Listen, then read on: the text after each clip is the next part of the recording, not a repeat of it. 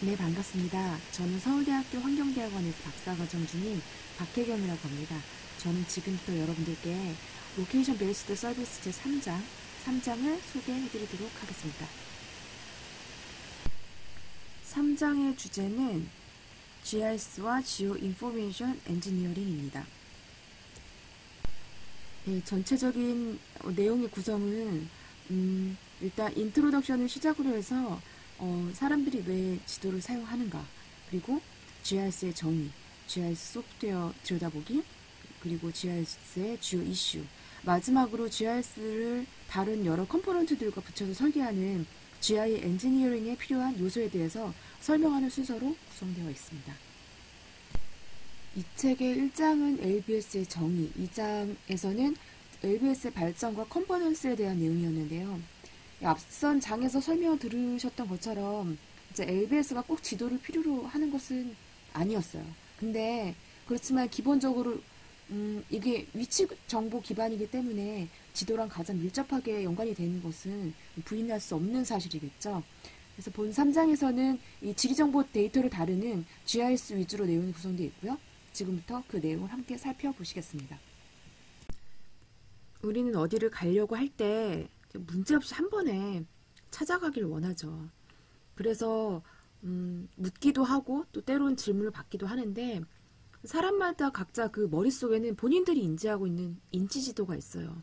그래서 이런 장소를 전달할 때 서로 이 머릿속의 지도를 온전히 잘 전달할 수 있는가는 커뮤니케이션의 문제가 발생을 하죠. 수세기 동안 그 종이 지도가 이 커뮤니케이션 수단을 쓰여왔는데 현재는 인터넷을 통해서 우리가 지도를 확인할 수 있게 되죠.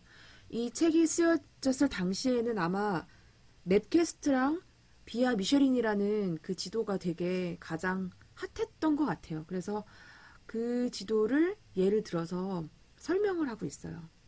자, 그럼 그때 당시에 가장 핫했던 맵캐스트를 좀 보시겠습니다. 지금 이게 책에 있는 지도를, 그러니까 웹페이지를 스캔한 거라서 좀 보기는 좀 좋지가 않은데요. 그래서 저 때 당시의 모습을 그대로 담아야 돼서 어쩔 수 없이 사용을 좀 하게 됐습니다. 이때 당시에는 지금처럼 어떤 GPS나 인터넷이 발달하지 못했기 때문에 검색을 할 때 우편번호로 보통 검색을 해서 위치를 찾고 했다고 합니다. 그래서 지금 여기 설명을 붙여놨지만 이때는 어, 각 각 나라의 도로나 디스트릭트를 검색하기 위해서 가장 파워풀한 레퍼런스는 우편번호였다고 말을 하고 있습니다. 기능을 보시게 되면 프린트, 뭐 다운로드, 이메일로 전송하기, 뭐 줌인, 줌아웃, 뭐 지금 우리의 지도에도 있는 에센셜한 기능들을 다 담고 있죠. 네, 이거는 지금 현재 2017년의 맵퀘스트 모습이고요. 많이 보기가 좋아졌죠. 그러나 중요한 기능들은 예, 동일하게 보여지고 있습니다. 이거나 나머지 하나 말씀드렸던 비아 미쉐린 사진인데요. 어떤 기능들이 있나 살펴보면 드라이빙 디렉션, 트래픽, 웨더 뭐 이런 것들이 있고 호텔이나 레스토랑을 검색하는 기능도 있네요. 그리고 앞선 사이트랑 똑같이 이메일로 위치를 보내는 거랑 뭐 프린팅하는 이런 정도의 기능이 예, 있네요. 이것도 현재 비아 미쉐린의 모습이고요. 뭐 비주얼 많이 좋아졌지만 기본적으로 제공하는 기능들은 거의 변함이 없네요. 예, 앞에서 보신 것처럼 이 지도들이 대부분 비슷한 화면으로 구성이 돼 있어요. 네, 기본 뭐 아까 말했던 프린트 기능이라든지 뭐 스크롤 위아래 이제 그 조절하는 기능이라든지 그런 에센셜한 거는 대부분 다 비슷하게 구성돼 있어요. 근데 디자인이나 컬러 스킴이 두 회사가 많이 달랐죠. 그리고 이거 지금 화면에서는 볼 수가 없었지만 그 스트리트나 어떤 그 해당 피처에 대한 디테일이 상당히 달라요. 그래서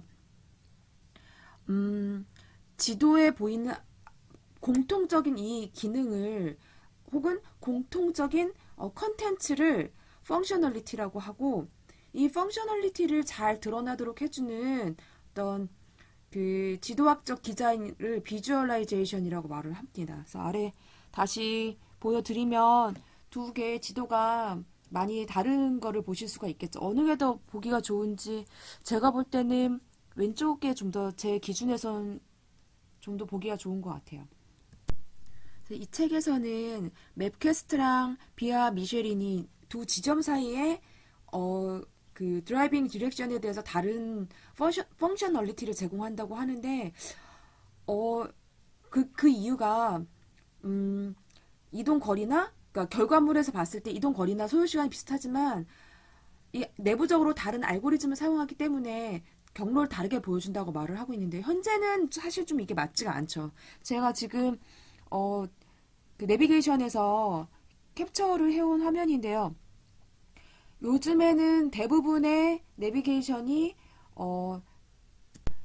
최단 거리를 우선으로 할 거냐, 고속도로를 우선으로 할 거냐 이렇게 다양한 알고리즘을 내재하고 있기 때문에 예전처럼 서비스를 제공하는 회사가 다르다고 해서 경로가 달라지는 것 같진 않고 요즘에는 이제 기계 내부적으로 되게 여러 가지 알고리즘을 다 담고 있기 때문에 현재랑은 조금 다른 부분이 있죠. 네, 세 번째로 GIS의 정의 부분인데요. 이제 GIS의 역사를 잠깐 살펴보면 이 GIS 시작은 이제 아메리카 대륙에서 시작을 했어요. 캐나다, 미국을 중심으로 시작을 했는데 북미에서 먼저 시작하게 된 분명한 이유가 있었어요. 캐나다 같은 경우는 인구 밀도에 비해서 이 관리해야 되는 땅이 되게 많았기 때문에 이 땅들을 지도하기 위해서 이제 GIS가 이제 시작이 됐다고 볼 수 있고요. 미국 같은 경우는 그 각 블럭이라고 하죠. 블럭에 이제 센서 수를 구현하기 위해서 이제 됐습니다. 그리고 1970년대 중반에 이제 하버드 디자인 스쿨을 중심으로 우리가 잘 알고 있는 그리드 타입과 그리고 라인 베이스의 벡터 타입의 데이터가 처음으로 생겼고 이게 최초의 레이어 개념을 갖고 GIS의 기초를 이루게 됐다고 합니다. 네, 다음은 GIS의 발전입니다. GIS는 1980년대와 90년대에 이 컴퓨터 사양과 데이터 저장 능력의 향상을 배경으로 크게 발전을 했습니다. 특히 다음에 5가지는 데이터 리치니스의 시대를 열어주었다고 설명하고 있는데요. 그 첫 번째가 기술의 발전, GPS, 원격 탐사, 사진 측량 기술의 발전이라고 말하고 있습니다. 네, 두 번째로는 정부가 데이터베이스에서 지리적 식별자로서 포스코드를 사용한 거라고 이제 말을 하고 있는데요. 이게 조금 이해가 안 가실 수 있어서 설명을 덧붙여 드리면 공간 정보 데이터는 되게 그 데이터 용량이 크다라는 특징이 있어요. 근데 이 큰 데이터를 매번 이렇게 운용하기에 좀 어려움이 있는데 이거를 지리적 식별자를 이용해서 편변호가 중요한 게 아니라 지리적 식별자를 사용해서 데이터베이스로부터 정보를 가져올 수 있게 된 게 그게 중요한 포인트입니다. 그리고 세 번째는 데이터 웨어하우스 기술의 발전. 네 번째는 어떤 시장에서의 경쟁의 증가. 다섯 번째가 좀 중요한 것 같은데 온라인에 의해서 데이터 전송이 효율적이게 된 것을 꼽고 있습니다. 네, 다음은 이 책이 쓰여졌을 당시 2009년에 바라봤던 GIS의 진행 중인 발전 트렌드입니다. 한번 정말 그때 바라봤던 게 맞는지 한번 생각을 하시면서 요약을 하시면 더 좋을 것 같습니다. 그 첫 번째는 정보의 상호 교환성입니다. 이거는 소프트웨어, 그러니까 여러분들 잘 알고 계시는 이제 데이터 호환성을 말하는 건데요. 그게 가장 되게 중요한 트렌드였다고 그때 말하고 있습니다. 그리고 두 번째는 점점 GIS는 오픈 시스템으로 갈 것이다. 네, 앞서 말한 상호 교환성을 가능하게 해주는 수단인 거죠. 네, 그렇죠. 그래서 지금 보면은 GIS 관련된 소프트웨어들이 서로 데이터가 다 호환이 잘 되고 있다고 저는 생각을 하는데, 네. 그리고 세 번째는 이제 객체 기반 기술, 그리고 네 번째는 로케이션 베이스드 서비스라고 말을 하고 있습니다. 네, 특히 이 네 번째 로케이션 베이스드 서비스 같은 경우는 현재 기준에서 봤을 때는 스마트폰, 그러니까 GPS가 내장된 스마트폰이 보급이 널리 되면서 더욱 빠르게 가속화되고 있다고 생각을 하고 있습니다. 그렇다면 GIS는 그러니까 GIS 소프트웨어는 기본적으로 어떤 것을 수행할 수 있는지 간단하게 살펴보시도록 하겠습니다. 이 지금 보여드리는 거는 네이버 지도인데요. 제가 서울대 입구역에서 학교 입구까지 거리를 이렇게 해본 거예요. 이렇게 찍어본 거예요. 네. 총 거리가 1.8km네요. 사람이 걸어서 그쵸, 마음 먹고 걸으라면 걸을 수는 있긴 하겠는데 네, 좀 멀죠. 그래서 어쨌든 GIS 소프트웨어의 기본적인 기능은 이제 측정이랑 이제 스케일.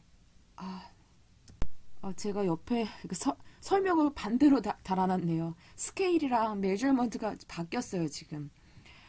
그래서 어쨌든 대부분 메저먼트랑 스케일 기능을 다 갖고 있어서 크고 작게 확대라든지 측량 같은 거를 다 할 수 있는 게 네, 기본적인 GIS 소프트웨어의 가장 기본적인 기능입니다. 네, 두 번째는 맵 프로젝션인데요. 이거는 지도 투영법이라고 좌표 체계 이런 거라고 말씀을 드릴 수가 있는데요. 이거는 기본적으로 지구는 둥근데 어떤 평평한 어떤 화면에 표시를 하려다 보면 이제 왜곡이 발생하게 되고 그래서 사용하는 좌표 체계라든지 이런 것들이 다 나라별로 상이한데 이거를 지도를 이렇게 변환하거나 할 때 이 맵 프로젝션을 어떤 이런 옵션을 넣어주고 이렇게 하면은 프로젝션의 전환이 되게 용이합니다. 그게 GIS 되게 정말 편리한 점인데 대부분의 소프트웨어들이 이런 기능들을 다 내재하고 있습니다.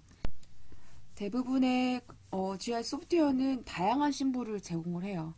그 심볼을 통해서 어떤 정보를 지도에 표출하는가를 정말 간단하게 보여줄 수도 있기 때문에 대부분이 심볼을 되게 여러 가지를 제공하고 있어요. 그래서 지금 사실 자세히 뭔가 기술은 안 했지만 대강 딱 봐도 왼쪽 것 같은 경우는 이렇게 트럭 같은 게 이렇게 있죠. 아마도 저거는 뭐 택배 차량의 뭐 추적 이동 경로 정도로 제가 보이 그 심볼을 통해서 직관적으로 정보를 얻을 수 있는 그런 기능들을 제공을 하고 있습니다. 네 번째로 설명드릴 건 데이터 레이어에 대한 부분인데요. 네, 이 레이어라는 개념을 통해서 다양한 지도를 중첩해서 보는 것이 어떻게 보면 GIS 소프트웨어의 가장 핵심적인 기능이라고 볼 수 있는데요. 그냥 특별한 분석을 하지 않아도 여러 개의 주제도를 겹쳐서 보는 것만으로도 우리는 그것을 통해서 많은 정보를 얻을 수가 있죠. 네, 그것이 바로 GIS 소프트웨어의 가장 핵심적인 기능이라고 할 수 있습니다. 네, 다섯째는 Feature Attribute라는 부분인데요. 이거는 속성 정보예요. 속성 정보. 그래서 예를 들어서 내가 어떤 집을 이렇게 딱 찍었다. 그랬을 때 그 집에 어떤 만약에 이제 이게 부동산 정보라면 그 집의 뭐 현재 가격이라든지 뭐 평수라든지 이런 그 집에 대한 어떤 상세한 정보들을 볼 수가 있겠죠. 이제 그런 테이블 형식으로 된 그 피처의 정보들을 어트리뷰트라고 하는데요. 대부분 GIS 소프트웨어에서는 이런 속성 정보를 제공하고 있다. 여섯 번째로 얘기하는 GIS 소프트웨어의 이제 특징을 주제도를 만들 수 있다라는 건데요. 사실 되게 중요하죠. 뭐 GIS로 분석만 하는 게 아니라 뭐 이것도 어떤 한 분석이기도 하지만 어쨌든 제가 생각할 때 그래도 이게 가장 또 중요한 기능 중에 하나라고 생각이 드는데 왼쪽 거 같은 경우는 제가 이게 설명이 없는 이제 그림을 제가 가져온 건데 제가 이거 보면은 태풍의 경로를 2005년 태풍의 경로를 표시를 하고 지금 이렇게 막대로 나온 부분이 그 태풍의 당시의 강도를 갖다 이렇게 표현해 준 것 같아요. 요즘에 정말 지도가 너무너무 보기가 좋아요. 지금 저것 같은 경우는 제가 왜 가져왔냐면 주제도인데 이렇게 3D로 표현한 주제도 저도 사실 많이 본 적이 없어서 여러분들한테 보여드리려고 갖고 왔는데 예, 진짜 이해가 쏙 되죠. 그리고 오른쪽 같은 경우는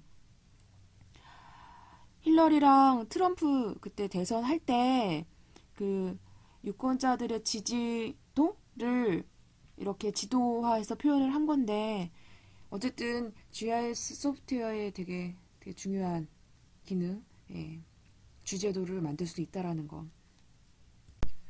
네, 마지막 일곱 번째 스케일링 더 어플리케이션은 앞선 얘기들하고 조금 왜 이게 여기 있는지 잘 모르겠는데, 네, 그 기능적인 부분이라기보다는 적용적인 부분에 대한 설명인데요.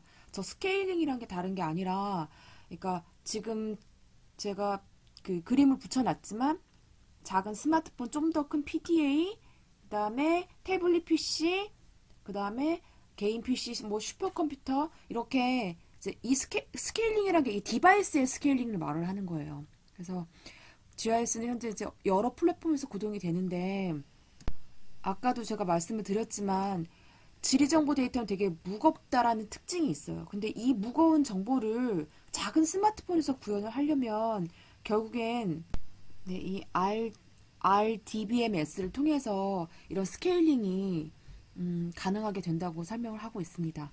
이게 제가 그림으로 모식도를 그려봤는데 아까 제가 포스트 코드 얘기했었을 때랑 같은 거의 개념인데요. 그 디바이스에서 자체에서는 정보를 갖고 있는 게 아니라 이제 RDBMS에서 이제 공간 정보를 이제 끌어오면서 디바이스에서 이제 볼 수 있게 해주는. 근데 그 사이에 음, 그 아이디를 통해서 데이터를 커넥션 해주는 네, 그런 것이 있는 것이죠.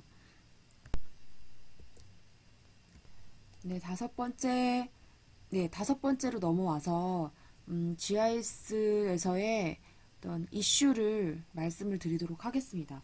그 이 구차일드라는 사람이 제가 알기로는 저 1990년대 당시에 GIS계를 주름 잡았던 사람으로 알고 있어요. 되게 많이 레퍼런스가 되고 있는데 저 사람 책들이나 이제 말들이 이 사람이 그 GIS에 대한 인식의 두 가지 기준을 다음에 두 가지를 향해 가는 것으로 두었고 이 두 가지가 정말로 만족이 돼야 GIS가 차별성이 있다고 말을 했습니다. 두 가지는 뭐냐면 첫 번째, 이 지식의 영역에는 일련의 타당한 과학적인 지문이 포함되어 있다.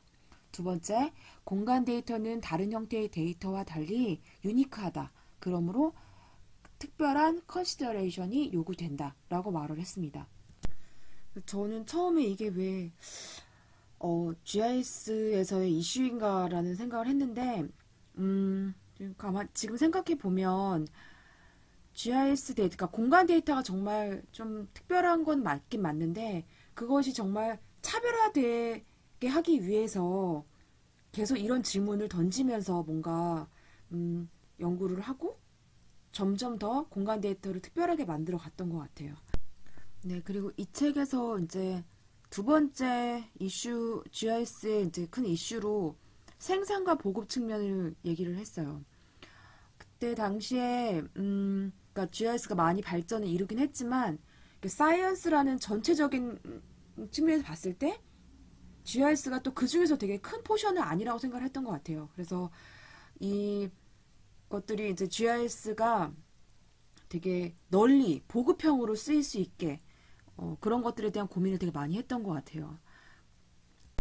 여기서 주는 중요한 메시지는 이런 이렇게 널리 보급이 되게 하고 생산을 많이 하기 위해서 필요한 것이 이제 LBS라고 말을 하고 있고요. 네, GIS와 LBS는 그래서 긴밀하게 이제 엮여 있다라고 말을 하고 있습니다. 특히 되게 많은 분야에 정말 산재된 이 방대한 데이터에서 정보라는 것을 구분해내기 쉬운 일이 아닌데 이것의 실현을 위해서는 다음과 같은 것들이 고려되어야 가능하다고 말을 하고 있습니다.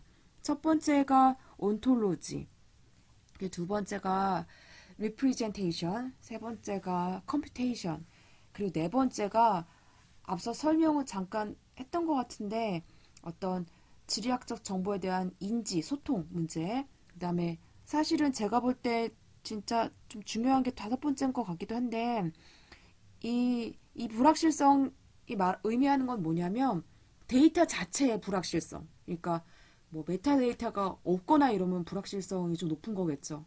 어쨌든 데이터 자체에 대한 신뢰도 그리고 이걸 가지고 분석을 했을 때 나온 결과에 대한 어떤 불확실성 이것들을 고려를 항상 해야 된다라는 얘기를 하고 있어요. 그리고 공간 분석, 비주얼라이제이션, 그 다음에 마지막으로는 윤리 문제를 얘기하고 있어요. 윤리 문제에 조금 생뚱맞을 수도 있다고 생각이 드는데 예를 들면 지금 우리 뭐 CCTV가 많으면 뭐 범죄 예방에는 좋지만 그 사생활 뭐 보호가 안 된다라고 말을 하는 것처럼 어떤 이렇게 개개인의 위치 정보가 노출되면서 생기는 뭐 여러 가지 문제들이 있을 수 있겠죠. 뭐 그런 것들을 이제 포괄적으로 얘기를 하고 있어요. 그런 것들이 다음에 그러니까 이런 8가지 것들이 고려돼야 어떤 그 사회에서의 어떤 주류 사이언스로 되어질 수 있다라는 얘기를 하고 있습니다. 네, 여섯 번째는 GI 엔지니어링에 대한 설명인데요. 옆에 지금 소제목으로 The Rise of Ubiquitous GIS라고 되어 있는데 이게 다른 의미가 아니라 그러니까 Ubiquitous가 이렇게 어디에나 이렇게 붙여서 쓸 수 있는 이런 뜻으로 해석을 해서 GIS가 다른 기술이나 어떤 과학과 이렇게 접목해서 이제 두루 쓰일 수 있는 뭐 그런 설계를 뭐 얘기를 하는 것 같아요. 그래서 GI 엔지니어링에 대해서 다시 정의를 좀 설명을 드리면 앞서 말한 보급형 예, 공공의 사용을 위해서 예, 지리정보의 공공 사용을 위해서 어떤 신뢰 가능한 어떤 공학적 솔루션을 설계하는 거라고 생각하시면 되고 여기서 재밌는 비유를 들었는데 이게 GIS 위에서 설계되거나 다른 공학이나 과학과의 연계만으로도 가능하다고 얘기를 하면서 엘리베이터 얘기를 했어요. 우리가 엘리베이터가 어떤 기작으로 움직이는지 잘 몰라도 우리 엘리베이터 타는데 아무 문제 없지 않느냐. 그런 것처럼 다른 접목하고자 하는 기술을 다 몰라도 우리가 그거를 가져다 쓸 수 있다. 그렇게 하면은 이제 공공의 사용을 위해서 이제 신뢰 가능한 어떤 솔루션을 만들어낼 수 있다. 그런 얘기를 하고 있어요. 그래서 이런 공공 사용의 구현을 위해서 GI 엔지니어가 고려해야 할 것을 아래와 같이 6가지로 설명을 했어요. 첫 번째로는 정보통신 기술을 고려해야 된다. 두 번째, 신텍스를 고려해야 된다. 아까 말했던 스케일링? 스케일링이랑 상관이 있겠죠. 그리고 세 번째로는 확장성. 그러니까 사용자의 제한이 없이 많은 사용자들이 한꺼번에도 이렇게 사용할 수 있는 그런 확장성. 그리고 데이터. 그 다음에 리스폰스 타임. 빠른 속도를 추구한다라고 거기 책에 돼 있어요. 네, 리스폰스 타임을 고려해야 되고 마지막으로 이제 인지적 측면. 이렇게 표현을 하고 했는데 막 다른 사람들 잘 인지 못하고 못 알아보면 안 되겠죠. 그래서 이런 6가지를 고려해야 된다라고 말을 하고 있습니다. 네, 급하게 정리를 하느라 좀 두서가 없었을 수도 있었는데, 네, 경청하여 주셔서 감사합니다. 이것으로 마치도록 하겠습니다.